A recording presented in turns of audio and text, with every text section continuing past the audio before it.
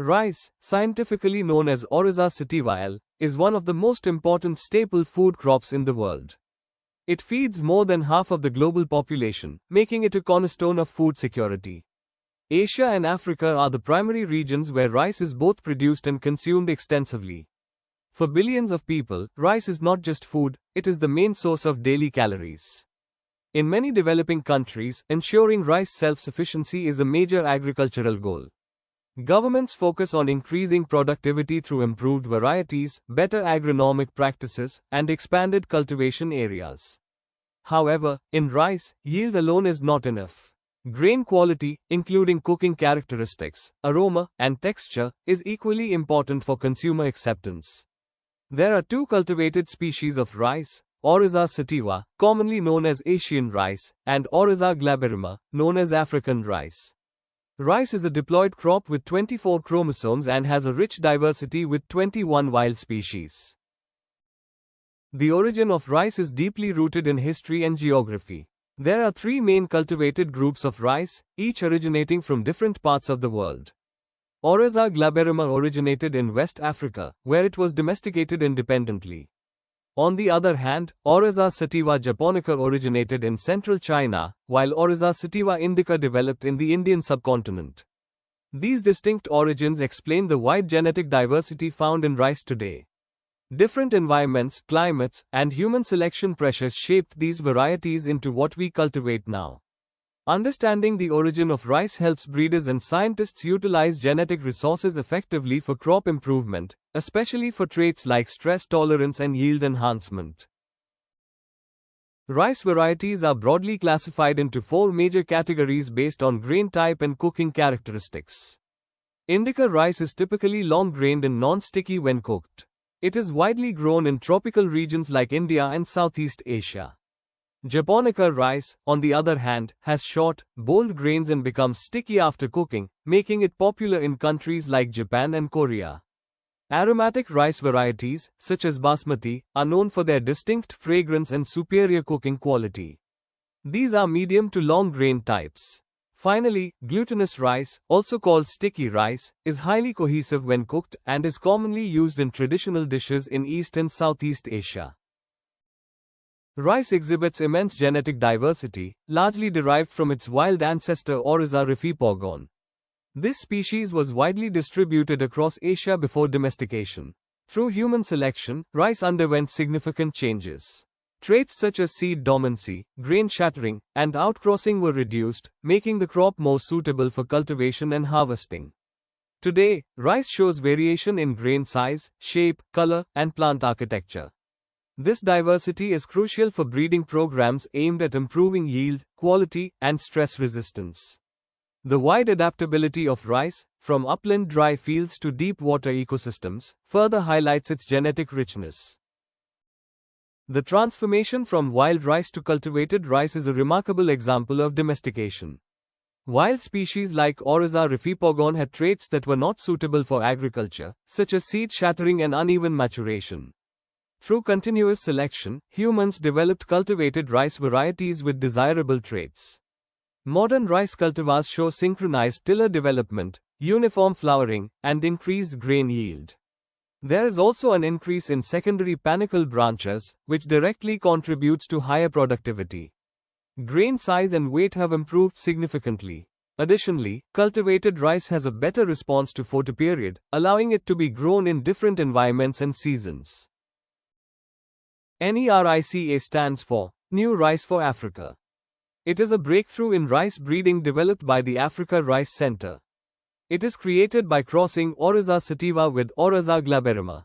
Since these species are not easily compatible, scientists used embryo rescue techniques to develop viable hybrids. NERICA varieties combine the high yield potential of Asian rice with the stress tolerance of African rice. They show resistance to drought, pests, and diseases.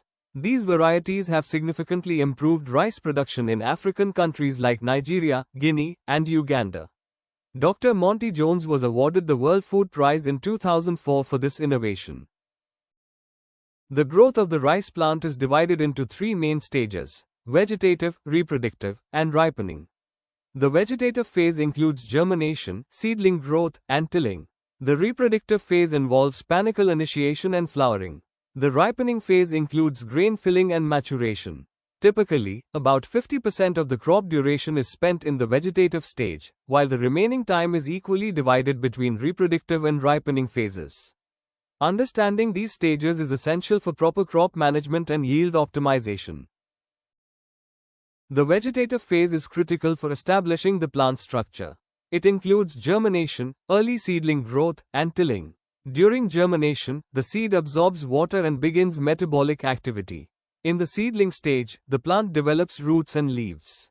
Tilling is the most important part of this phase, where multiple shoots arise from the base of the plant. These tillers eventually form panicles, directly affecting yield. The reproductive phase begins with stem elongation and panicle initiation. As the plant grows, the panicle develops inside the stem. This stage is followed by flowering, also known as anthesis. This phase is highly sensitive to environmental conditions like temperature and water stress. Any stress during this stage can significantly reduce yield. The ripening phase includes milk, dough, and maturity stages. During the milk stage, grains are filled with milky fluid. In the dough stage, the grain becomes semi-solid. Finally, in the maturity stage, the grain hardens and reaches physiological maturity. Proper management during this stage ensures good grain quality and yield. Rice seed development occurs in 3 phases: seedling, vegetative, and reproductive. Each phase plays a role in determining final grain yield and quality. Seed development involves complex physiological and biochemical processes, including starch accumulation and protein synthesis. The seedling stage is the very first and one of the most critical phases in the life cycle of the rice plant, as it determines successful crop establishment. This stage is divided into 4 distinct steps. It begins with the unimbibed seed, referred to as S0, where the seed is dry and inactive. Once water is absorbed, germination starts, leading to the emergence of the coleoptile, known as stage S1. The coleoptile protects the young shoot as it pushes upward through the soil. Next is the radical emergence stage, S2, where the primary root develops and anchors the plant into the soil, enabling water and nutrient uptake. Finally, in stage S3, the profile emerges from the coleoptile, marking the beginning of true shoot development. A healthy and vigorous seedling stage ensures better plant stand, uniform growth, and ultimately contributes to higher yield potential. The vegetative development stage focuses on the active growth of the rice plant, particularly leaf production and tiller formation. This stage is described using a numerical system, represented as V1, V2, up to Vn. Each stage corresponds to the number of fully developed leaves that show a visible collar on the main stem. For example, V3 indicates 3 leaves with collars have developed. This method provides a precise and scientific way to monitor crop growth and development in the field. As the plant progresses through these stages, it builds its photosynthetic capacity, which is essential for producing energy required for later stages.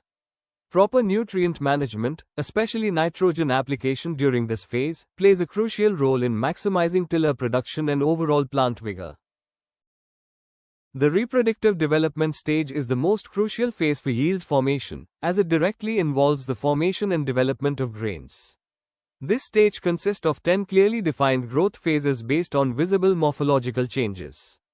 It begins with panicle initiation, where the reproductive structure starts forming inside the plant. This is followed by the development of panicle branches and the formation of the flag leaf collar. As the plant matures, the panicle emerges from the boot stage, and flowering or anthesis begins. During this period, fertilization takes place, leading to the formation of the caryopsis or grain. Subsequent stages involve grain elongation, followed by changes in hull color from green to yellow and eventually to brown, indicating maturity and drying of the grain. Any stress during this stage, such as drought or high temperature, can significantly affect grain number and quality. The final grain yield in rice is determined by several important quantitative characters, which are key components of productivity. The first component is the number of panicles per unit area, which reflects the number of productive tillers. The second is the number of grains per panicle, which indicates the potential sink size. The third factor is the percentage of ripened or filled grains, which depends on proper pollination and grain filling conditions.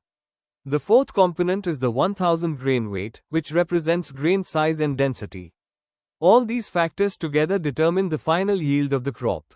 However, in practical field conditions, plot yield remains the most reliable and comprehensive measure to evaluate the performance of different rice varieties or genotypes. Understanding and improving these components is essential for increasing rice productivity. Rice is a short-day plant, meaning it flowers faster under shorter daylight conditions. It follows the photosynthetic pathway, which is less efficient than plants. Scientists are working on developing rice to improve productivity. Rice is cultivated under a wide range of environmental conditions, and based on these, it is classified into 4 major production systems as defined by the International Rice Research Institute, or IRRI. The first is irrigated rice, which is grown under controlled water conditions. In this system, fields are intentionally flooded throughout most of the growing season, ensuring optimal water availability. This is the most productive and widely adopted system in countries like India and China. The second is rainfed lowland rice, where the crop depends entirely on rainfall. Farmers prepare fields in a way that helps retain rainwater, but the system is more vulnerable to drought or irregular rainfall patterns. The third is upland rice, which is grown without standing water and relies solely on rainfall. It is typically cultivated in hilly or elevated areas and often faces challenges such as moisture stress and lower yields. Finally, flood-prone or deep-water rice is grown in regions where fields are submerged due to rising water levels, especially near river basins. These varieties are specially adapted to survive in deep-water conditions. Each of these production systems requires specific management practices and plays an important role in ensuring food security under diverse agroclimatic conditions. After harvesting, rice undergoes several processing steps to make it suitable for consumption, and this process is known as milling. The first step involves removing the outer husk, followed by polishing, which removes the bran layers and germ to produce white rice. While polished rice is more visually appealing and widely preferred, this process significantly reduces essential nutrients, particularly vitamins like thiamine. To overcome this, a technique called parboiling is commonly used. In this method, paddy is soaked, steamed, and then dried before milling. This allows nutrients from the outer layers to move into the inner endosperm, helping retain more vitamins even after polishing. Parboiling also improves grain hardness, reduces breakage during milling, and enhances storage quality. Thus, processing and milling not only affect the appearance of rice but also its nutritional value and market quality, making it a critical step in the rice value chain. As we conclude, it is clear that rice is not just a crop, it is the backbone of food security. Rice represents a perfect blend of science, tradition, and innovation. Advancements such as improved varieties, hybrids, and better crop management practices continue to enhance productivity and resilience.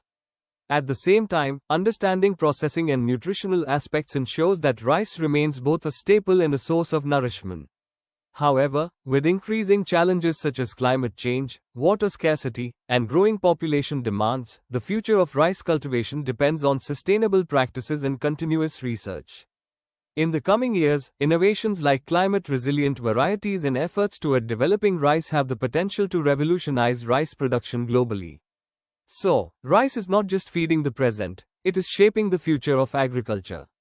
Thank you for watching the video. If you like video, then please share or subscribe the channel for more knowledgeable videos.